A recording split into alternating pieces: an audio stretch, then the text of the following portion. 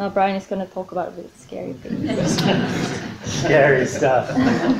Okay. So let's see this.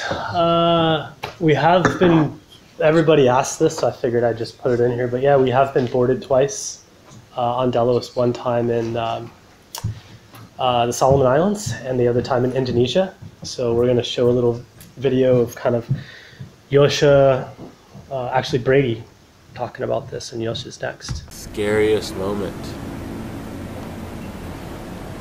Besides the couple times that Delos has ran on the reef and thinking, oh shit, we might lose the boat, I think for me, we were in Indonesia, in Sorong, and we were sound asleep, and I got woken up by Yosha tapping me.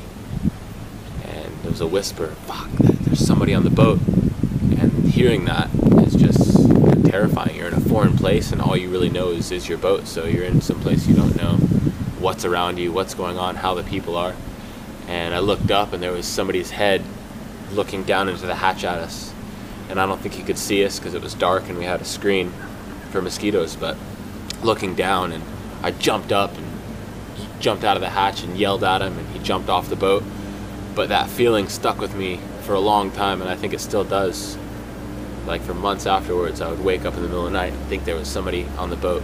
So yeah, that kind of really startled me a bit. Just felt very, I don't know, it was very invasive. It was very, like anybody that's gotten their house broken into or.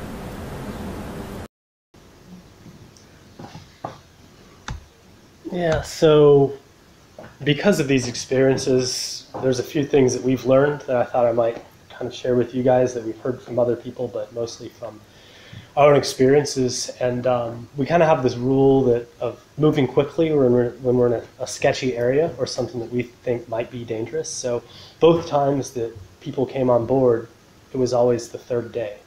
And we've heard that from other people too, that whenever they've gotten boarded, it's not the first day when you just arrive, it's not the second day when you're getting scoped out, but it's the third day after they've had a chance to watch you, see what your patterns are, and kind of like a crocodile kind of hunting you. So yeah, and we heard this from when we were in the Philippines recently. There was just a couple kidnapped off their yacht, also in Amel, a German couple by Abu Sayyaf, just a little over 100 kilometers from us. And the advice from the Filipino Navy was, don't go there, and if you have to go there, down that coast, then come in the afternoon, anchor, sleep, get up early in the morning, and take off again. So that's what most people are doing, just moving through it quickly. We've been in a lot of areas where we've had to do night watches, just like if we were sailing. So we stay up at night, everybody takes 2 or 3 hours.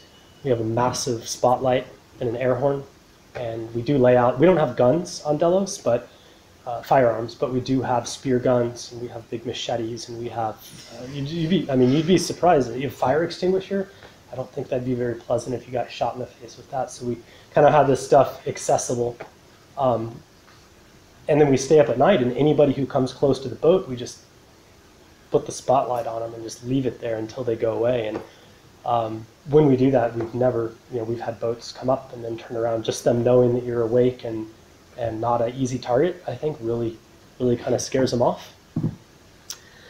And then we also really make a conscious effort to be friends with the locals, and it's really paid off for us. Like sometimes when we go into a dock that we think is not safe to leave the dinghy, we'll bring a pack of smokes and we'll just give the locals a pack of cigarettes, and then they kind of feel like, oh, these guys gave us something. We'll kind of like watch out for the dinghy. We've had canoes row out to us before and just say, hey guys, like you shouldn't stay here tonight, because if you do, then you're going to get robbed. So, there's bad seeds everywhere. They're by far the minority. We had another instance. We were at a village, and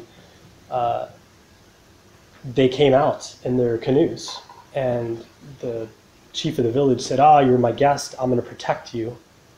So they actually took turns rowing their canoe around our boat all night so that we could sleep. So yeah, it's just super. So the locals are really cool. It's it's just like anything in society. There's a couple bad guys that you can ruin it for everybody, but it's not everybody by any means. I don't know, does anybody know about Noonsight in here? No? So if you go to noonsight.com, there's a countries list. Pick on the country that you're wondering about, and it'll list you every report that has ever happened, recent stuff. You know, cruisers are a very like talkative bunch. So something happens in Indonesia and you're in Australia, you know about it like right away, because it spreads like wildfire in the blogs, and people are emailing, and there's distribution lists and groups. There's a Facebook group for crossing the Indian Ocean right now that, you know, everybody's posting messages, and if you know where the bad areas are, then you can prepare yourself and yeah, stay out of trouble. This is, if you want to watch more about this, there's our video is called Pirate Watch in Sarong. It's about the same incident that Brady just talked about, showing some of our night watch stuff, and us just talking right after it happened.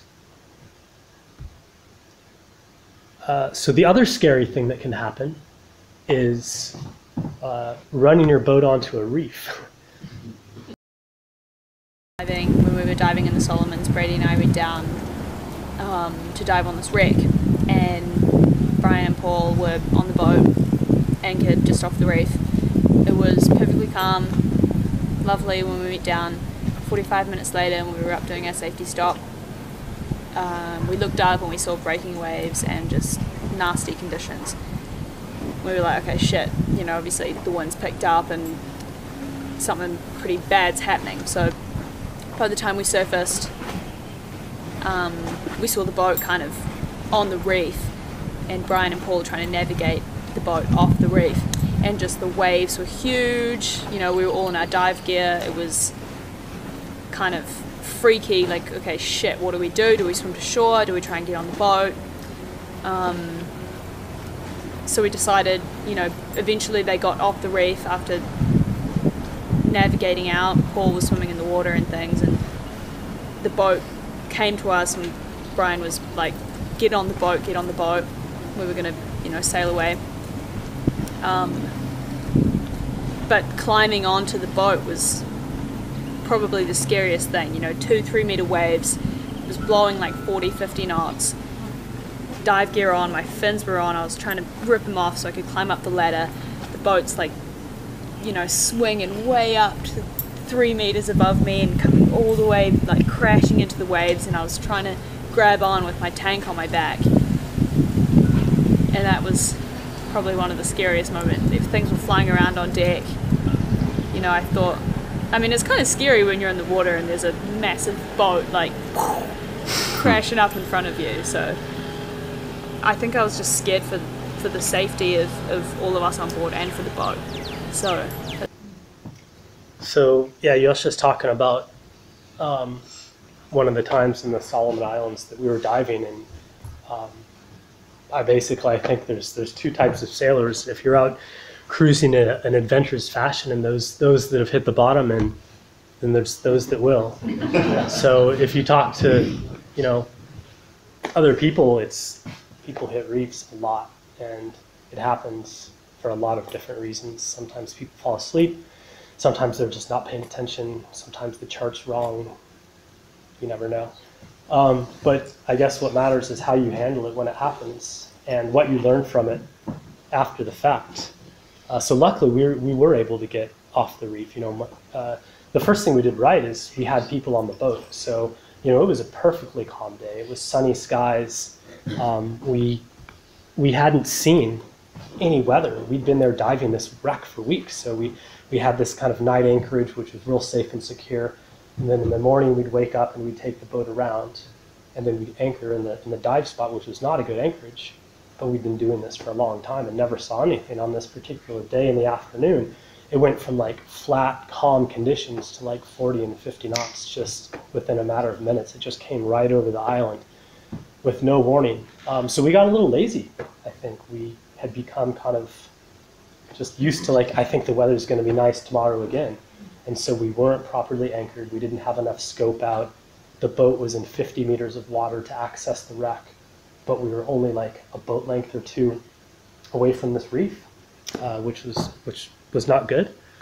And we were diving, so we had dive shit everywhere. We had cushions everywhere, like tanks. I was filling tanks, and so when this thing hit, I was focused on trying to keep all of our stuff from flying overboard rather than paying attention to what the boat was doing. And I didn't know that we were dragging until we hit the reef, which is worst case scenario. And like I said before, it wasn't a good anchorage to be at for any type of conditions other than just 5 knots. So I think now we wouldn't anchor the boat in that fashion. We would probably, and what we do now is we leave Delos in the safe anchorage, and then we take the longer dinghy ride. Maybe it's a 20 or 30-minute dinghy ride, but that's what we do. So we kind of learned quite a bit about that one.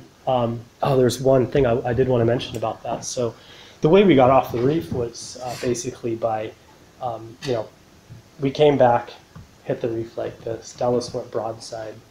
So now we're taking swells on the reef, and each one is pushing us further and further on, which is like worst case scenario. So my friend Paul, that was on the boat with me, he put on his snorkel gear, jumped off, and basically told me where the coral heads were.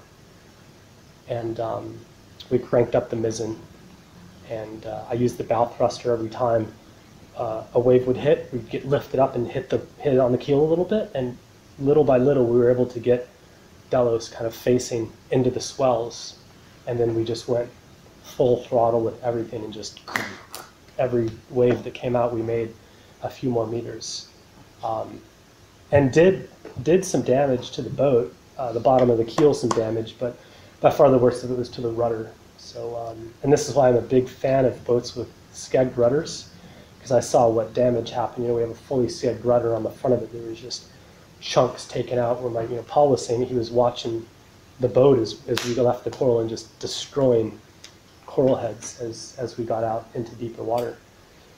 And then we had to repair all that damage in Australia, which is, we weren't going to be there for another 2 months. So now you're sailing around with chunks taken out of your boat for 2 months. But it's kind of what happens. Yeah.